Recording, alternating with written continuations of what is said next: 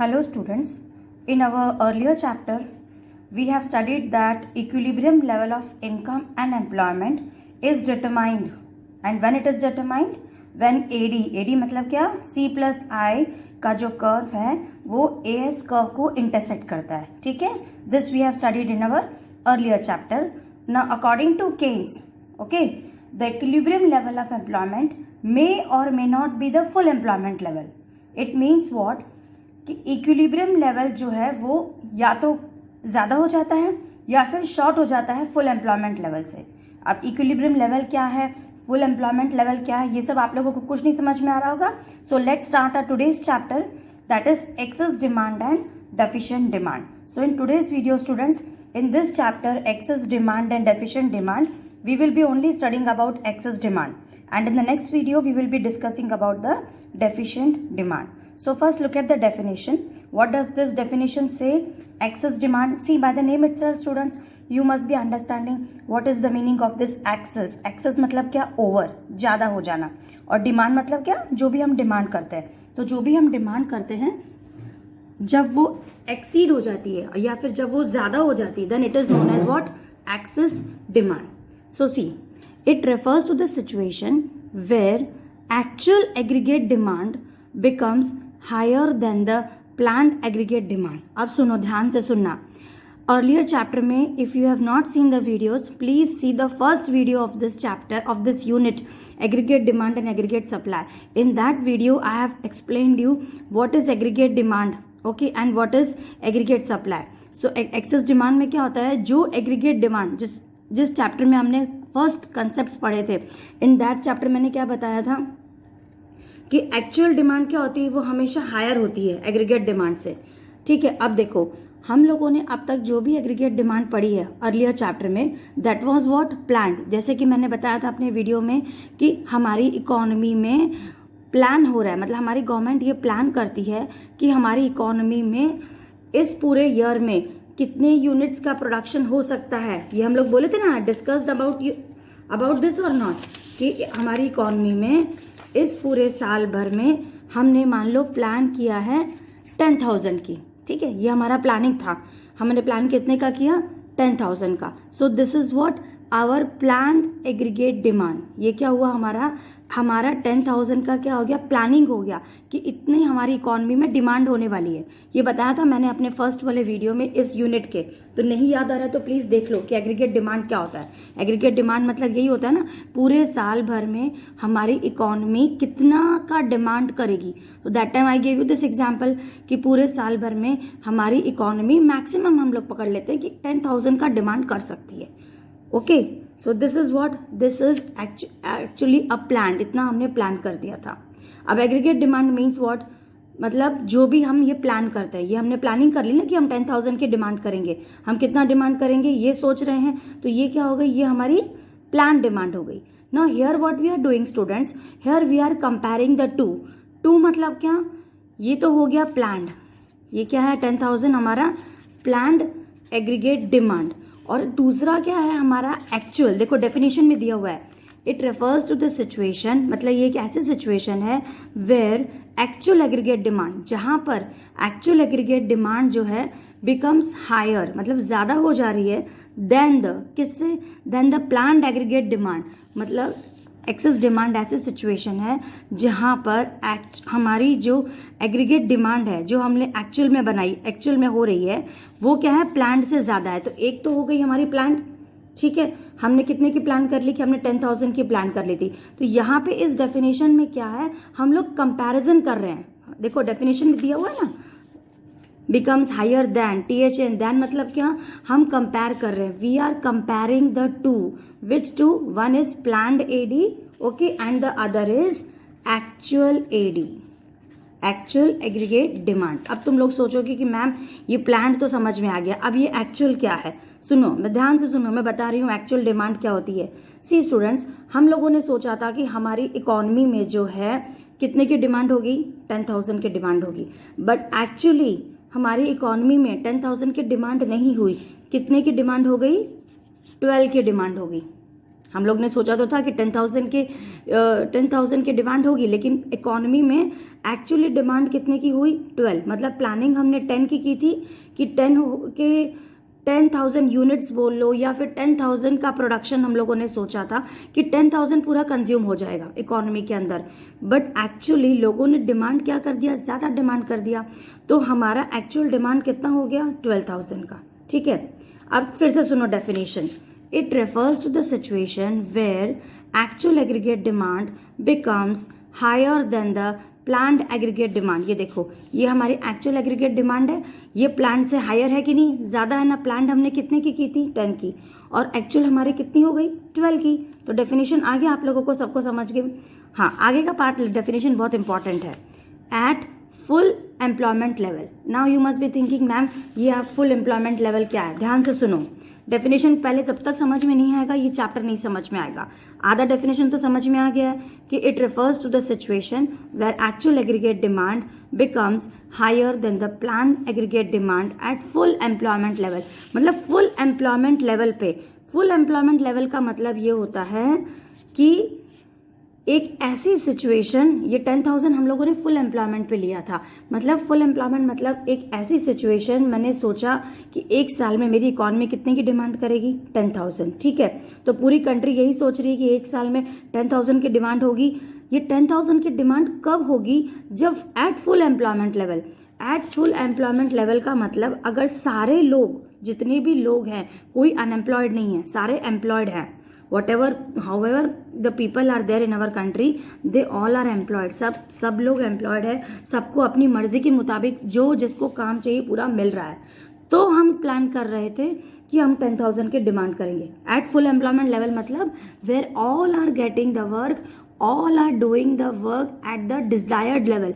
जो जितना सोचा था, मतलब हम लोग फुल एम्प्लॉयमेंट मतलब में ये सोचते हैं कि सारे लोगों को काम मिल रहा है। ठीक है, कोई भी अनएम्प्लॉयमेंट नहीं है। इट मीन्स जो जितना खरीद सकता है उसने पूरा खरीद भी लिया, सब लोगों को काम भी मिल रहा है, सब लोग बहुत अच्छे से काम भी कर रहे हैं। अब जब सब लोग काम कर रहे हैं तो एक सीधी सी बात है, फुल एम्प्लॉयमेंट लेवल का मतलब व्हेन ऑल आर वर्किंग। ध्यान से सुनो, जब सारे लोग काम कर रहे हैं इकोनॉमी में, ठीक है, तो सब लोगों को काम तो मिल ही रहा है। बट उसके साथ साथ ये भी तो सोचो कि जब सारे लोग काम कर रहे हैं तो सब लोग डिमांड भी तो कर रहे हैं, क्योंकि जो काम करेगा उसको इन रिटर्न पैसा भी मिलेगा। और अगर उसको पैसा मिलेगा तो डेफिनेटली वो लोग भी क्या करेंगे? वो भी डिमांड करेंगे।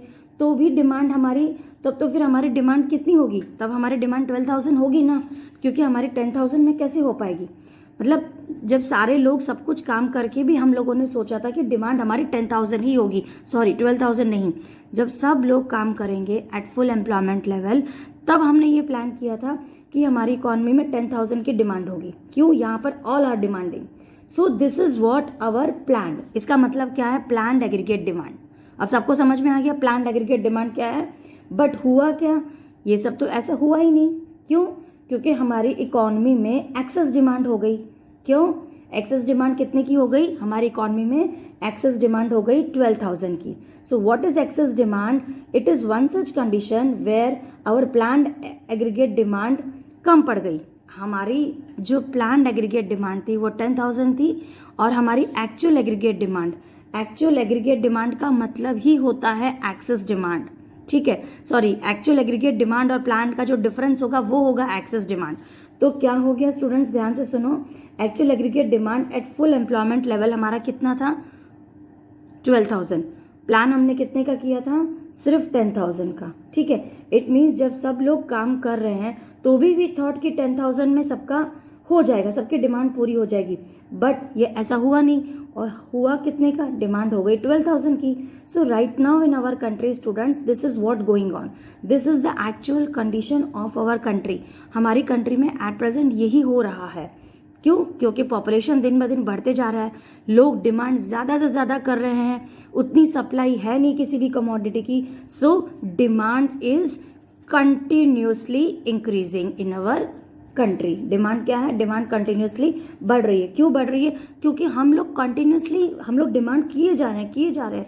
जैसे मान लो मेरे पास कोई एक पुरानी कार है, मारुति 800, ठीक है, मैं मारुति कार 800 कार से सेटिस्फाइड हूँ, बट स्टिल मेरी और डिज़ायर है, मेरी और इच्छा है। क्यों? क्योंकि मेरे पास और इनकम आ गई।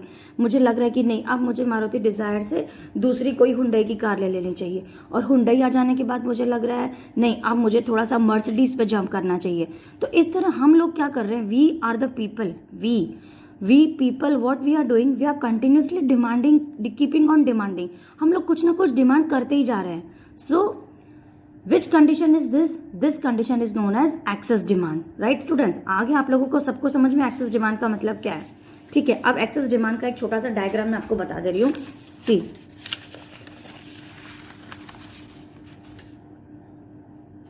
ये देखो, ये हमारा एक्स एक्सिस है, एक्स एक्सिस पे इनकम है, और ये वाई एक्सिस है, वाई एक्सिस पे एग्रीगेट डिमांड और एग्रीगेट सप्लाई।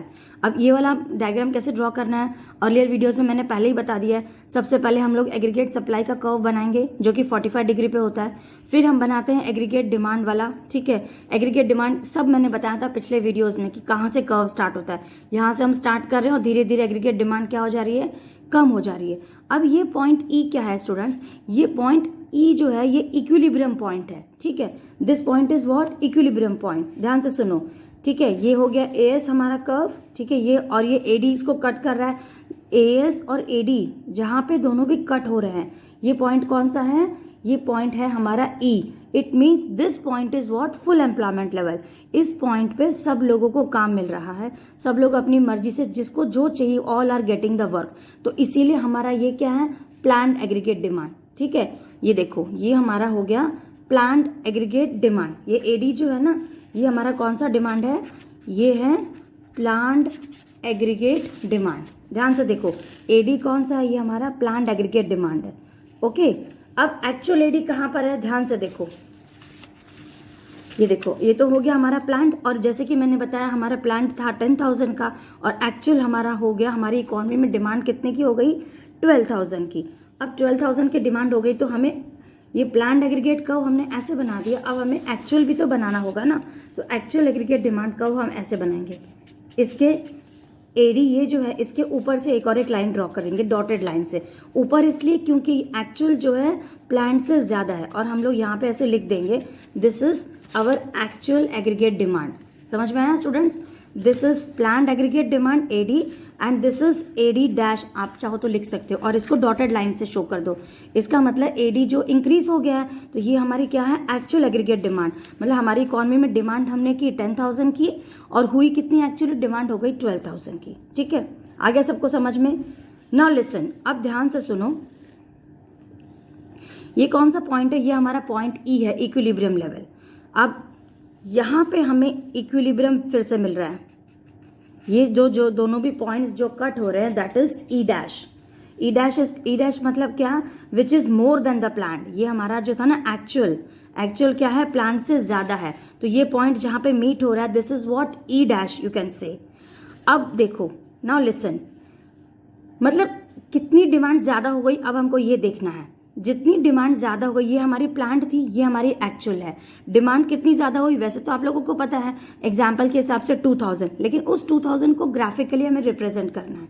वो रिप्रेजेंट ऐसे होगी, ये देखो, ये वाला जो, ध्यान से देखना आप लोग, मैंने छोटा सा ही बन गया है, अगर आप देखोगे तो टेक्स्ट बुक में या फिर मैं जो नोट्स दूंगी उसमें बड़ा सा डायग्राम होगा। ये जो गैप है ना, ई डैश और ई के बीच में ये जो स्पेस बन रही है, इसको मैं शेडिंग कर देती हूँ।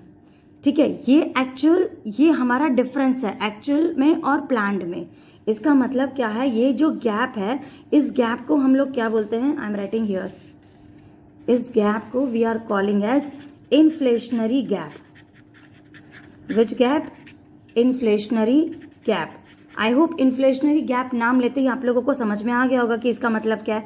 इन्फ्लेशनरी गैप का मतलब ये होता है जब हमारे प्राइसेस इंक्रीज हो जाते हैं। ठीक है, जो हमारी इकोनॉमी में इस समय लगातार हो रहा है। वी आर थिंकिंग, हमें हमेशा लग रहा है ना कि हर चीज की, कमोडिटीज की प्राइस बढ़ रही है। हाँ, और हम लोग ये सोच रहे हैं ना कि गवर्नमेंट प्राइस इंक्रीज कर रही है, गवर्नमेंट बार बार देखो हर कमोडिटीज की प्राइस इंक्रीज कर देती है, ये हम लोग सोच रहे हैं। But actually who is doing, actually हम ही लोग कर रहे हैं। मान लो अगर इंडिया में, सुन लो, सारा प्रोडक्शन हो रहा है, ठीक है, तो डेफिनेटली क्या हो जाएगा, we have to produce more.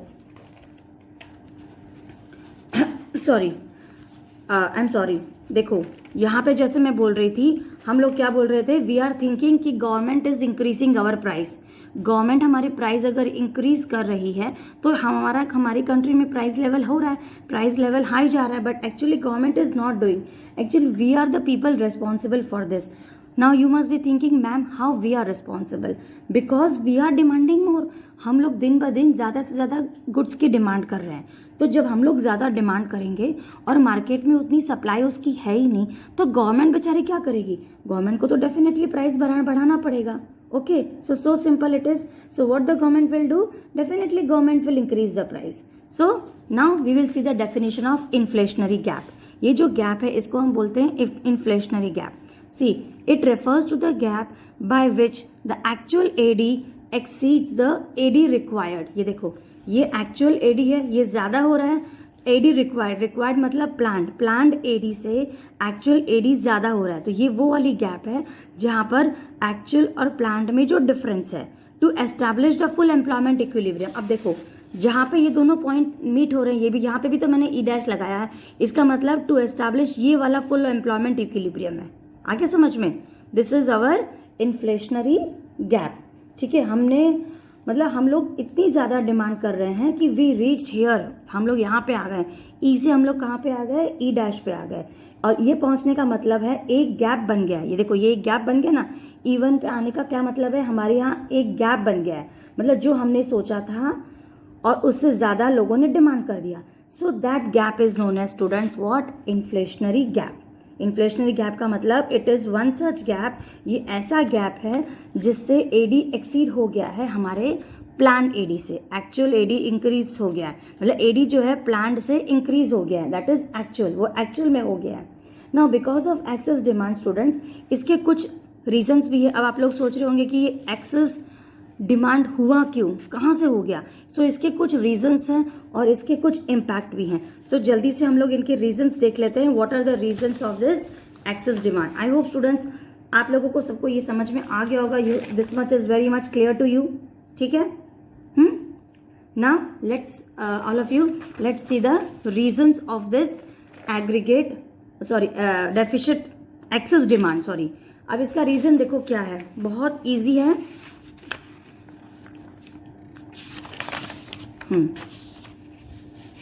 See, first reason is rise in the propensity to consume. Now all of you know in the earlier chapter हमने propensity to save और propensity to consume पढ़ा था। अब आप लोग खुद सोचो propensity to consume का क्या मतलब होता है, मतलब हम ज्यादा से ज्यादा कंज्यूम कर रहे हैं, और ज्यादा कंज्यूम कर रहे हैं मतलब हम क्या कर रहे हैं, हम डिमांड ज्यादा कर रहे हैं। So propensity to consume means we are consuming more, and if we are consuming more, it means we are demanding more. So this is one of the reason for excess demand. Second reason is reduction in the taxes. Now you must be thinking, ma'am, tax reduction का excess demand से क्या लेना देना है? ये देखो, एक example ले लो, मान लो मेरी इनकम है 10 रुपीज, मेरी इनकम 10 रुपीज है और मैं 3 रुपीज टैक्स दे रही हूँ, और 7 रुपीज को मैं क्या कर रही हूँ, कंज्यूम कर रही हूँ। और अगर कंडीशन चेंज हो गई, गवर्नमेंट के रूल आ गए कि अब आपको अगर 10 रुपीज इनकम है तो आपको 3 रुपीज के बजाय खाली 1 रुपी टैक्स देना है, तो 9 रुपीज मेरे पास क्या हो गए, बच गए ना खर्चा करने के लिए। मतलब ये 9 रुपीज का मैं क्या करूंगी, कंजम्पशन कर दूंगी। तो 9 रुपीज का अगर मैं कंजम्पशन करूंगी तो पहले मेरा कंजम्पशन कितना था, 7, अब मेरा कंजम्पशन कितना हो गया, 9। क्यों, क्योंकि गवर्नमेंट ने टैक्स रेट कम कर दिया। जब गवर्नमेंट ने टैक्स रेट कम कर दिया तो मैंने अपना कंजम्पशन इंक्रीज कर दिया। और अगर कंजम्पशन इंक्रीज हो गया इसका मतलब क्या हुआ, मैं डिमांड ज्यादा कर रही हूँ। So this is another reason for excess demand. Now see the third point. Yes, third point is students what, fall in exports। देखो sorry, fall in imports। fall in imports, imports का मतलब आपको सबको पता है, वो गुड्स जो foreign countries में बनते हैं, ठीक है, और इंडिया में मतलब इंडिया में आ रहे हैं, फॉरेन कंट्रीज से हम लोग क्या कर रहे हैं, इंपोर्ट कर रहे हैं उसको, ठीक है। बाहर का सामान क्या हो जा रहा है, फॉल इन इम्पोर्ट्स में क्या हो रहा है, मतलब बाहर के कंट्रीज से हम लोग इम्पोर्ट ला नहीं रहे हैं, हम लोग बाहर के कंट्रीज से सामान नहीं ले पा रहे हैं, हमारा इम्पोर्ट बंद हो गया है, कम कर दिया है गवर्नमेंट ने, होता है ना कई बार ऐसे। तो जो सामान हमने बाहर से अब नहीं मंगवा रहे हैं, जो भी गुड्स जो हमें डेली लाइफ के लिए बहुत यूज है, अगर हम इम्पोर्ट नहीं कर रहे हैं तो उसको बनाने की रिस्पॉन्सिबिलिटी किसकी हो जाएगी, हमारे इंडिया कंट्री के लोकल प्रोड्यूसर्स के ऊपर आ गई ना उसकी रिस्पॉन्सिबिलिटी। क्योंकि पहले क्या था, उन्हें पता था कि हमें कौन कौन सी चीज़ों का प्रोडक्शन करना है और कौन कौन सी चीज़ें बाहर से आ रही हैं। अब बाहर से तो फॉल इन इम्पोर्ट हो गया, मतलब इम्पोर्ट कम कर दिया है। तो जो चीज़ों की रिक्वायरमेंट है लोगों को, वो लोगों की रिक्वायरमेंट कहाँ से फुलफिल होगी, लोकल प्रोड्यूसर्स से। तो लोकल प्रोड्यूसर्स के ऊपर अब क्या आ गया है, ज़्यादा बर्डन आ गया है। क्यों? क्योंकि अब उनको ज़्यादा प्रोडक्शन कर रहा है। प्रोडक्शन ज़्यादा क्यों करना है? Because demand is exceeding, demand ज़्यादा बढ़ रही है। तो ऑटोमेटिकली जब प्रोड्यूसर्स पे ज़्यादा लोड पड़ जाएगा तो इसका मतलब हमारी क्या हो रही है, डिमांड ज़्यादा हो रही है, right. And now just see the opposite of this, rise in exports. Rise in exports मतलब क्या, जो इंडिया में प्रोड्यूस होकर, जो भी गुड्स इंडिया में प्रोड्यूस होकर बाहर हम एक्सपोर्ट करते हैं, उसमें क्या हो रहा है, राइज हो जा रहा है। मतलब इंडिया का सारा प्रोडक्शन क्या हो रहा है, एक्सपोर्ट होता जा रहा है। जो भी इंडिया में प्रोड्यूस हो रहा है, all the goods are exporting, definitely we have to produce more. तो ये भी एक रीजन बन गया, जो सारा का सारा प्रोड्यूस हो रहा है, एक्सपोर्ट ज्यादा हो रहा है। अगर एक्सपोर्ट ज्यादा हो रहा है तो इसका मतलब हमें प्रोडक्शन भी ज्यादा करनी पड़ेगी, ठीक है। प्रोडक्शन ज्यादा करनी पड़ेगी, इसका मतलब because our demand is increasing, that is why we have to produce more. This is the one reason. Next reason is increase in investment. Now see students, increase in investment का मतलब क्या होता है, if I am not saving my money, मान लो मेरे पास जो भी पैसा है मैं सेव नहीं कर रही हूँ, मैं सारा का सारा पैसा क्या कर दे रही हूँ, उसको इन्वेस्ट कर दे रही हूँ, आई एम इन्वेस्टिंग। अब आपको पहले वाले चैप्टर में मैंने पहले भी बताया था, जहाँ पर saving is equal to investment में, अगर हम पैसे इन्वेस्ट कर रहे हैं तो इसका मतलब हम उसके रिटर्न में क्या कर रहे हैं, किसी न किसी चीज़ का एक्सपेक्ट कर रहे हैं कि हमें, अगर हमने पैसे इन्वेस्ट किए हैं तो हमें इन रिटर्न भी तो कुछ ना कुछ चाहिए। जो भी हमें इन रिटर्न में कुछ ना कुछ चाहिए, that is known as what, we are demanding, means हम लोग डिमांड ज़्यादा कर रहे हैं। So this is one of the reason for excess demand. Then increase in government expenditure. अब देखो, इंक्रीज इन गवर्नमेंट एक्सपेंडिचर मतलब गवर्नमेंट भी खर्चा कर रही है। अब गवर्नमेंट किसके ऊपर खर्चा करती है, अपने पर्सनल यूज पे तो नहीं करेगी ना, गवर्नमेंट हम लोगों के लिए खर्चा करती है। जैसे नए प्रोजेक्ट्स में मान लो कहीं रोड्स बन रही है, कहीं पर बिल्डिंग बन रही है, या कहीं पर कोई डैम्स बन रहे हैं, तो जो भी गवर्नमेंट अगर खर्चा करती है, अगर गवर्नमेंट कंस्ट्रक्शन करती है किसी भी चीज़ का, तो government is appointing labour also. अगर गवर्नमेंट लेबर अपॉइंट कर रही है तो ज़्यादा से ज़्यादा लोगों को काम मिल रहा है, और ज़्यादा लोगों को काम मिल रहा है मतलब उनके पास ज़्यादा पैसे आ रहे हैं, तो वो भी आ गए लाइन में, वो भी अब डिमांड करेंगे। So this is another reason for excess demand. I hope all the reasons are very clear to you. Now see what are the reasons for this impact of excess demand. Impact means what students? From E to E dash. ठीक है, जो हमने diagram में देखा था, E से E dash में कहाँ कहाँ चेंजेस हुए, that is what, that is the impact of excess demand. Now see, what is the first impact of excess demand? First impact is effect on output. Effect on output means what, just see, more demand is there, मतलब demand ज्यादा हो रही है तो production पे क्या effect होगा। Effect on output मतलब अगर डिमांड ज्यादा हो रही है तो प्रोडक्शन पे क्या डिफेक्ट होगा। Now all will say ma'am production तो इंक्रीज हो रहा है, ठीक है, एक्चुअली प्रोडक्शन इंक्रीज नहीं हो रहा है, प्रोडक्शन तो कहीं नहीं बढ़ रहा है, बट इस पॉइंट पी पे, ये देखो, ये जो हमारा पॉइंट पी था,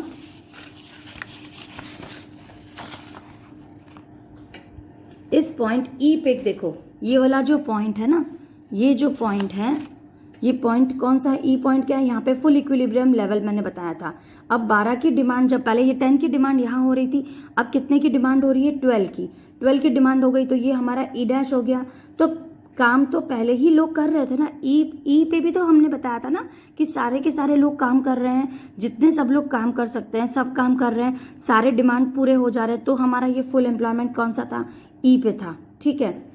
अब इस पॉइंट ई पे फुल एम्प्लॉयमेंट इक्विलिब्रियम है, अब डिमांड कितने की हो गई, 12 की हो गई, तो काम तो पहले भी यहाँ पे कर ही रहे थे ना लोग। So no one was unemployed, पहले तो कोई अनएम्प्लॉयड नहीं था। वो आउटपुट कैसे इंक्रीज करेंगे, बिकॉज 10,000 इज मैक्सिमम। ई पे क्या हो रहा था, 10,000 की डिमांड हो रही थी, 10,000 की प्रोडक्शन हो रही थी, क्योंकि सारे लोग काम कर रहे थे, ठीक है।